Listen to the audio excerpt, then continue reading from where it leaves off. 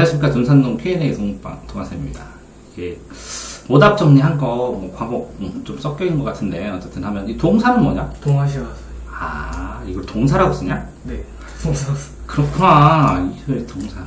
이게 동화사라고 써야지. 네. 1번 막부시대. 네. 이게 몇 년이야? 1165년? 15년. 1115년? 네. 아, 65인데 65년 됐어요. 1165? 네. 이게 이 시대는 우리나라는 뭐냐? 1200년대 이 경이면? 시대 고려. 그러네. 네. 고려 시대가 막 900 몇 년 그러니까 그제? 네. 막부하고 고려면 그때 서로 그 싸우면 막상 막하겠는데? 후삼국 통일이 926년이고 네. 베트남은 리왕조. 이건 질문인 거야. 그냥 정리하는 거야? 네. 저 연도를 몰라서. 문묘는 리왕조 문묘면 얘네도 유교냐? 네. 성리학. 이 리자면 중국 왕 사람이 가가지고 왕조 세웠나 보다 그다이. 국자감도 성리학이니까. 네. 그러니까 한국도 있고 그지? 네. 공장 문묘를 세울 때 문성 공자에 대한 묘가 문묘 아니야? 네. 그다음에 우리나라는 공자도 모시고 안양도 모시고 일찍 성리학을 가져온 성리학 시조처럼 해서 그래서 서원에서만 모시고 그러잖아. 네. 송건국 960년. 이때가 제일 세계사 동아시아사의 요동치는 시기 아니냐? 네. 무력으로 그지? 네. 거의 이제 비슷하게 그지? 그러면 몇 년 지났냐? 한 80년? 어떤. 여기에서 926년 한 80년 정도면 안정됐다는 거네 그지? 네. 그러니까 얘네들도 전부 다 도미노처럼 그지? 네. 혼란의 시기였는데 그때 거의 1000년 정도에 그지? 네. 정리가 돼갖고 한 1000년에서 80년 정도 지나니까 1세대, 2세대쯤 들어가니까 첫 세대는 굉장히 막 요동치다가 두 번째 세대는 좀 안정되잖아. 그 안정된 시기에 이거를 만들었다는 거지. 지방에서 많은 이게 서원이 이제 어떻게 보면 시골의 사학 종류인데 이게 그 지방에 있는 사학, 백운동 서원, 무슨 서원 이렇게 하면 사립학교나 마찬가지야. 네. 네, 향약은 양반들이 이 평민들 관리 잘하려고 만들어놔서 니네 자율조직이다 그러면서 양반들이 관리하지. 서원 좀 더 일찍 만들어졌지 않나요? 그런 줄 알았는데. 저 많은 서원이니까. 조선은 16세기. 베트남, 이거 막 고기왕조, 성리학법으로 유교된 인연. 그쵸?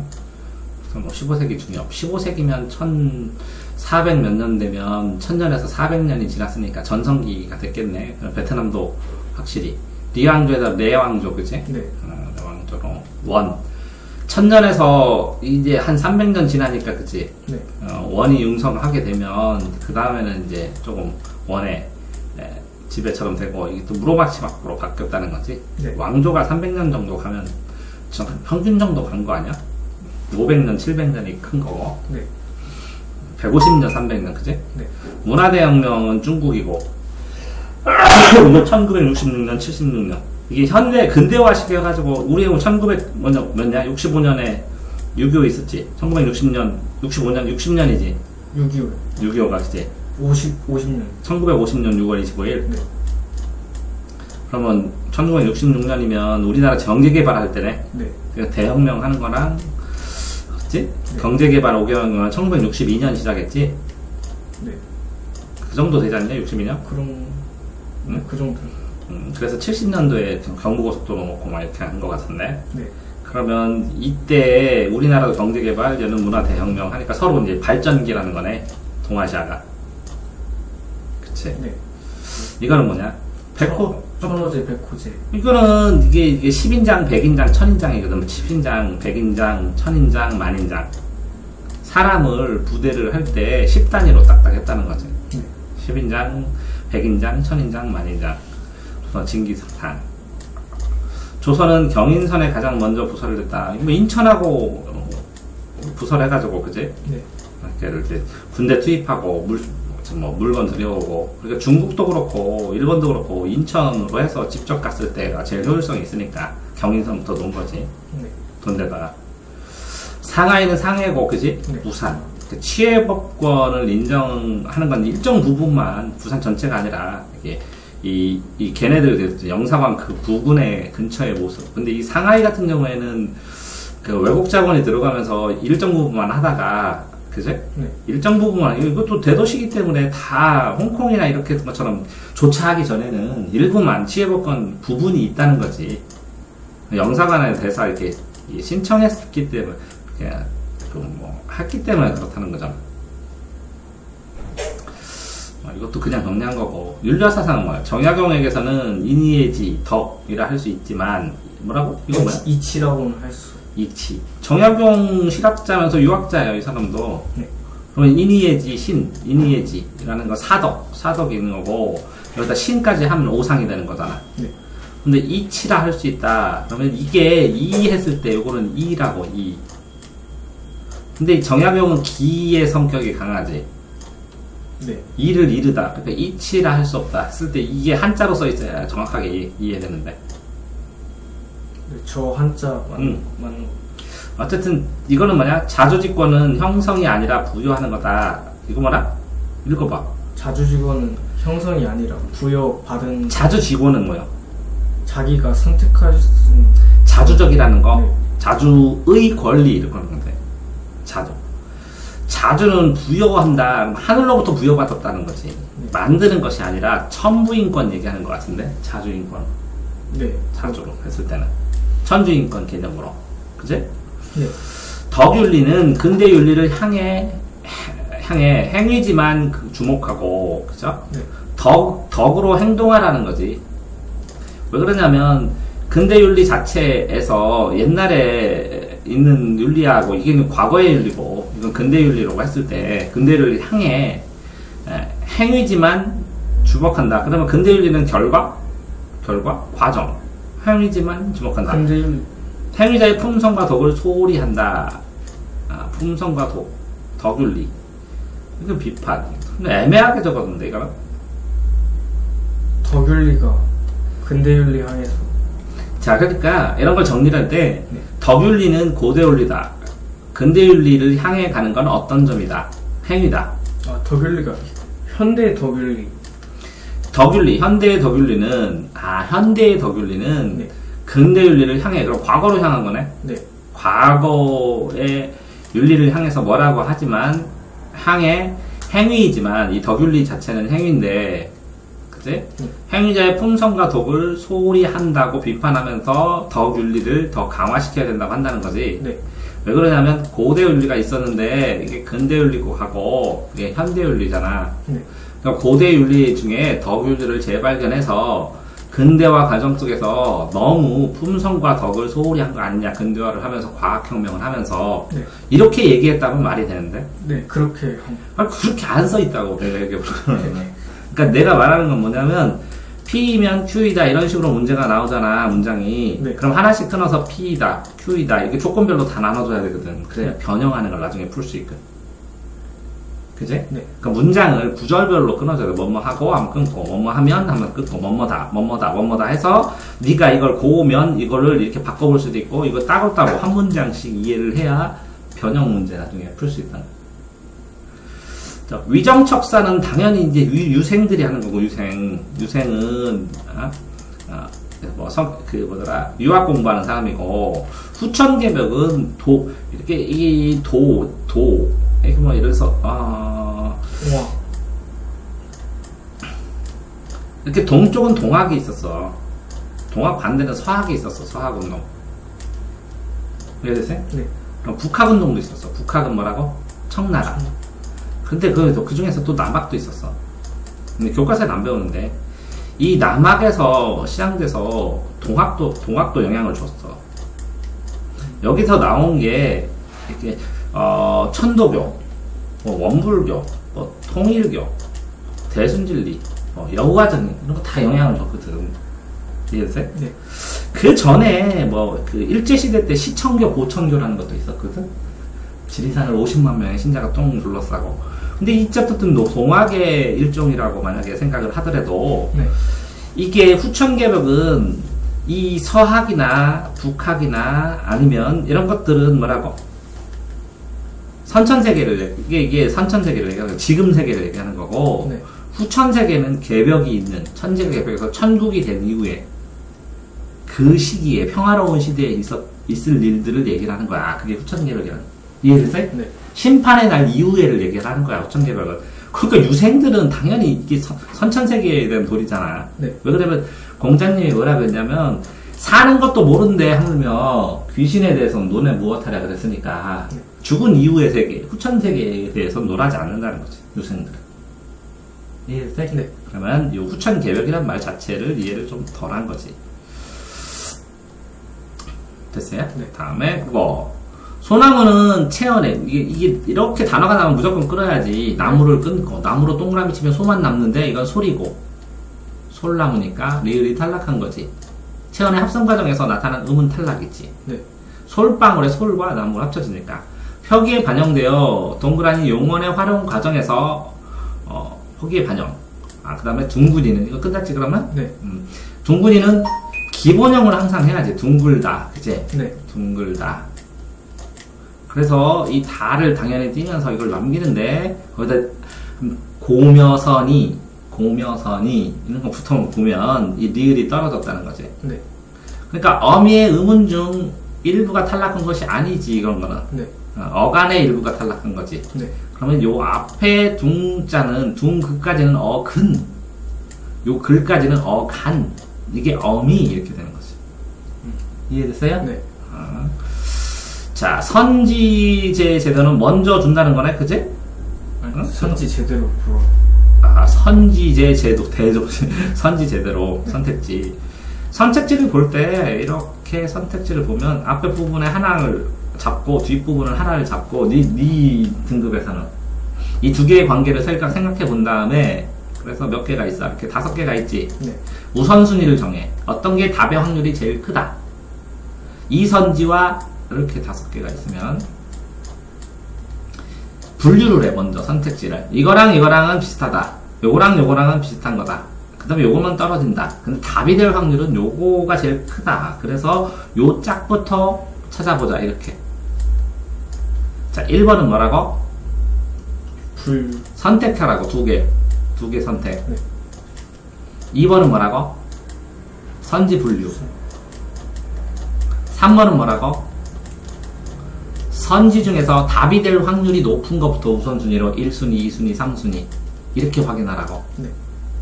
4번은 뭐라고? 그래서 나중에 제시문 가서 확인해가지고 답의 근거를 화살표로 연결하면 돼. 이게 선지 푸는 순서예요. 됐어요? 네. 자, 문제지는 한꺼번에 좀 이따 하고. 네. 문제지는 딱 싸놨잖아, 그치? 네. 김동리 등신물은 같은 신인데 같을 듯 부처인데 부처 안에 사람이 들어갔다는 거지. 네. 요새 엑스레이 같은 걸로 초음파로 찍고 그러면 안에 그 부처인데 이 사람 들어있는 것들 이런 거 인터넷에 뜨지. 또 처음에는 주인공이 소신공양 몸을 태워 소화기 틈 소신 몸을 태워서 소화해서 공양해서 바치는 거야. 공양미 상백성처럼 부처님한테 바치는 거. 쌀도 바치고 과일도 바치고 꽃도 바치고 이렇게. 근데 자기 몸을 바친 거지. 네. 말을 신뢰하지 않는 줄 알고 소신공양이란 말을 안 믿을 것 같아서 네. 이야기를 통해 깨달음을 얻은 줄 알았는데 네. 근데 이거 봐라. 처음에는 주인공이 소신공양이란 말을 신뢰하지 않았는 줄 알고 알았을 줄 알고 이야기를 통해 네. 깨달음을 얻은 줄 알았는데 네. 그러니까 이거는 안 믿고 네. 이야기를 통해서만 깨달음을 얻은 줄 알았는데 네. 처음부터 자신도 모르는 가능한 간지고 있어서 이게 진짜 믿어서 저게 있었구나 라는 걸 중심으로 보고 있었다는 거지. 네. 그 말을 좀 이상하게 썼어. 근데 이게 잘 지문에서 파악을 못하겠어. 이게 A라는 부분을 보고 그 억양을 보고 파악하는 거였는데 이게 처음부터 알고 있었는지 그 억양을 보여줘야 돼 나한테. 좀 이따가. 네. 됐지? 네. 자, 12번 이건 뭐야? 나라나 기관 따위를 세우다. 건립, 설립. 네. 내가 고를 세우다? 뭐라고? 제가 고를 세우다의 뜻은 다른 걸. 내가 고른. 네. 세우다의 뜻은 계획을 세우다, 결심을. 이렇게 세우다고 할 때도 문장으로 내가 맨날 그렇게 주어, 목적어, 서술어를 네. 다 놓고 만들지 않으면 이 목적어와 유사한 목적어를 찾아야 되는 거니까. 네. 자, 나라를 세우다 하고 계획을 세우다 하고는 무슨 차이야? 자, 나라를 세우다, 그럼 실체가 있는 물건은 아니지만 형태를 만들다, 뭐 이런 거. 계획을 세우다, 그치? 네. 계획을 세우다, 그럼 결심을 하다, 뭐 이런 거겠지. 그런 것처럼, 여기에 예를 들어서, 건물을 세우다, 그럼 딱딱한 물체야 돼. 이 목적어의 성향도 비슷하대. 자, 이 세우다는 똑같지? 네. 그러면 얼마나 더 이 목적어에 유사하냐? 목적의 성질이 유사하냐? 그럼 이건 동물이냐, 식물이냐, 물건이냐, 추상적이냐, 이 각종 기준이 다 있는. 그럼 과정이 중시하냐, 그 틀이 중시하냐, 크기는 어떠냐 하는 것처럼 이 목적어의 유사성을 엄청나게 집중을 해야지. 이해됐어요? 네. 네? 네. 그러니까 머릿속에서 생각하면 안 된다는 거지? 네. 이렇게 써놓고, 그지? 주어, 목적어, 서술을 놓고. 그러면 이거 설명됐어요? 네. 자, 결합어은 두문 진동수를 정수에 배한 진동수의 합이나 차의 절대값. 결합어은 두음의 진동수를 정수로, 이거 뭐라?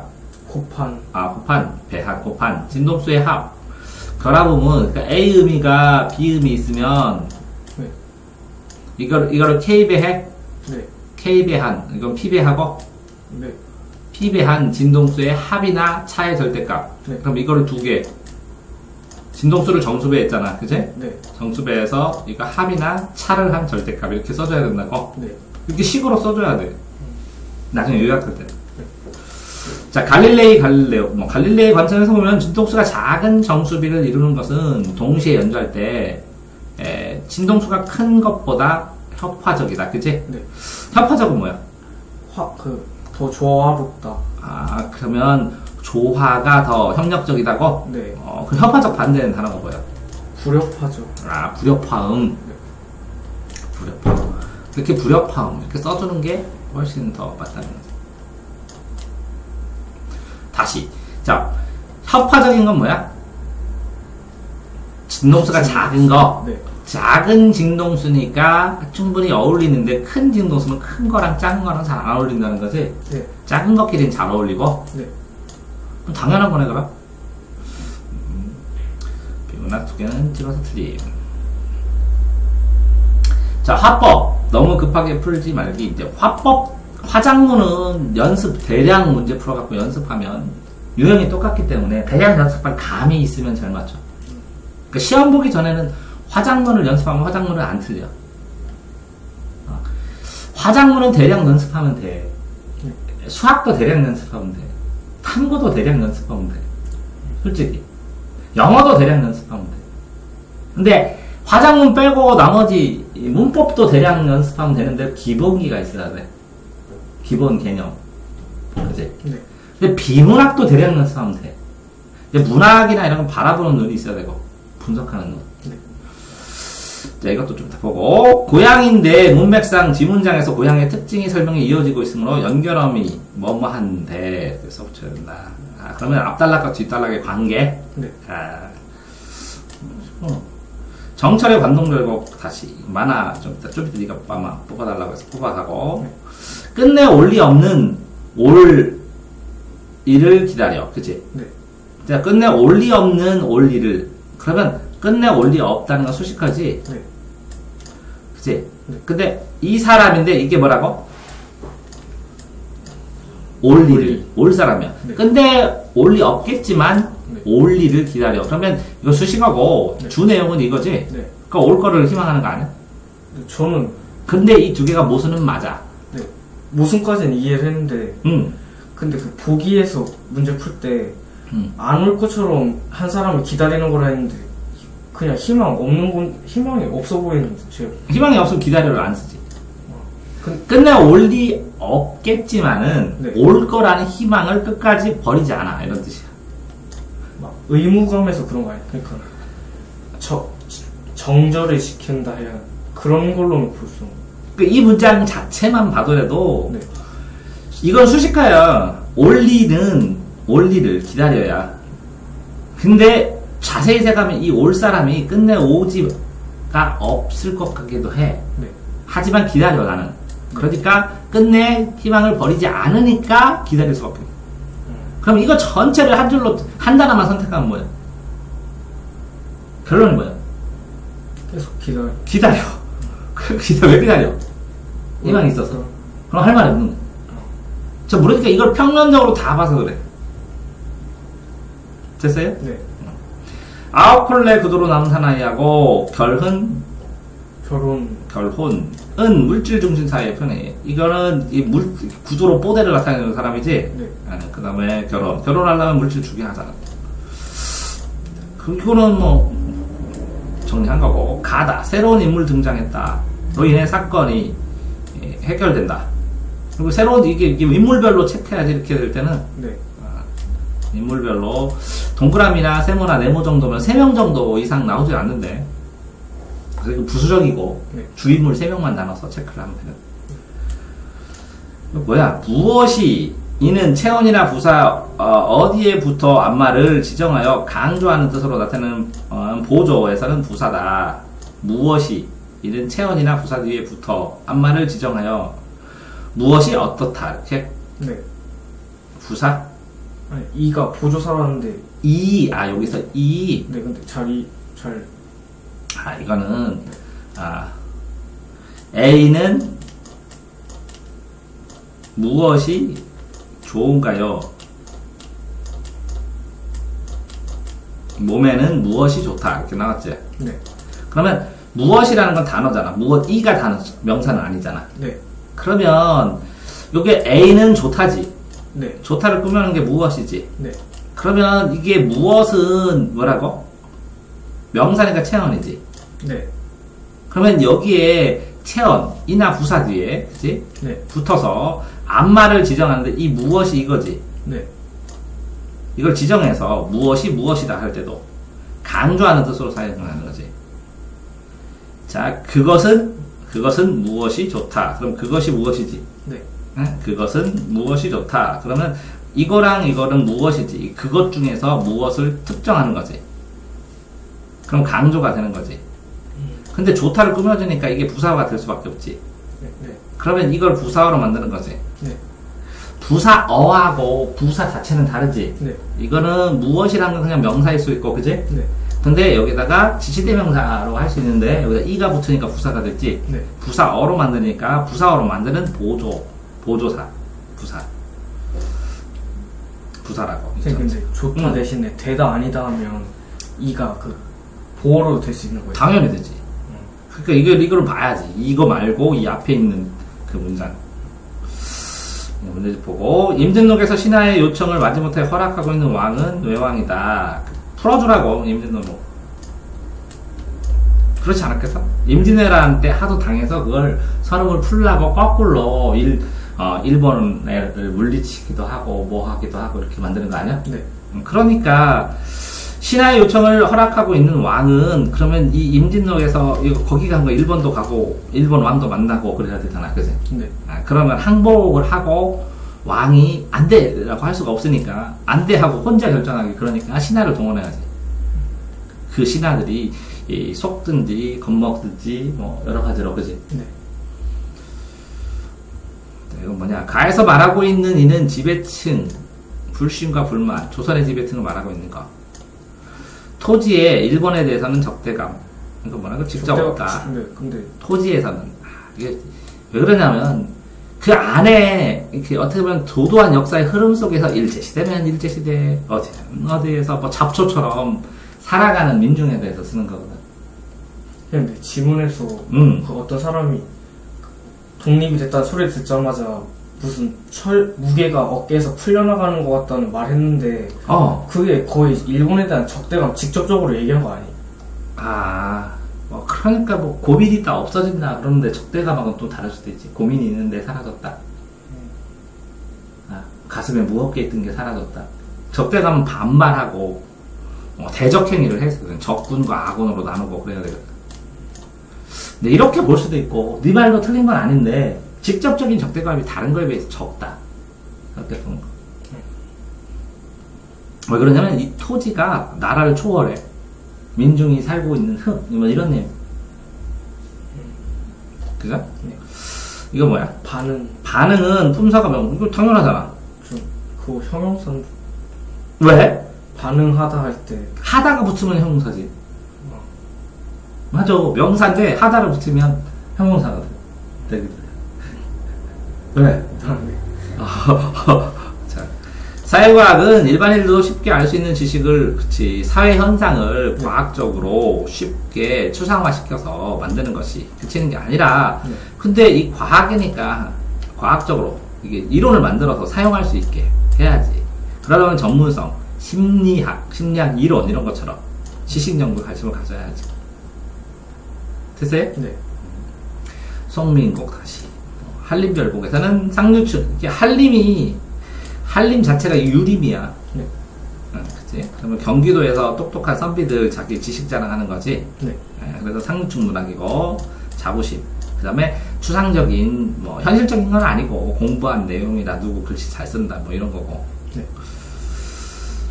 국어에서 가슴에 싱싱한 지느러미를 달고는 부조리한 시대에 향한 외출 수 있는 능력. 가슴에 싱싱한 지느러미 어디로 헤엄쳐 가는 데 필요한 거지. 네. 싱싱하니까 움직일 것 같지. 네. 근데 이게 싱싱하다는 건 이 국어는 바짝 말랐는데 이게 살아있다는 거지, 대립돼서. 네. 능력, 구비. 이해 안 됐다고. 됐어, 이제? 네. 파초에서 치맛자락을 단순히 파초의 넓은 잎. 그러니까 이렇게 방이 있으면 여기에 이 열대식물을 놨는데 여기에 이렇게 이파리 쭉쭉 늘어진 열대식물이거든. 네. 그러니까 이게 이 여자라고 치고 여기에 치맛자락이라고 생각한 거지. 이파리가. 하나는 파초를 좋아하는데. 아니 일본에 갔는데 네. 파초가 있어. 그래서 네. 보고 와 나도 고향 떠났고 너도 열대 이 더운 지방 떠나서 일본 와서 고생하는구나 하고 바라본 거야. 근데 저기서 모성애를 느낄 수는 없어. 네. 치맛자락. 치맛자락? 네. 치마는 여자 엄마가 입는다고 특정할 수 없으니까. 그냥 여성성으로 표현한 것 뿐이야. 이게 널찍하니까 바지라고 할 수는 없으니까. 네. 됐어요? 네. 네, 이거는 1차적으로 하고, 책에 있는 거는 이제 녹화 안 하고 직접 답변하도록 하겠습니다. 수고하셨습니다.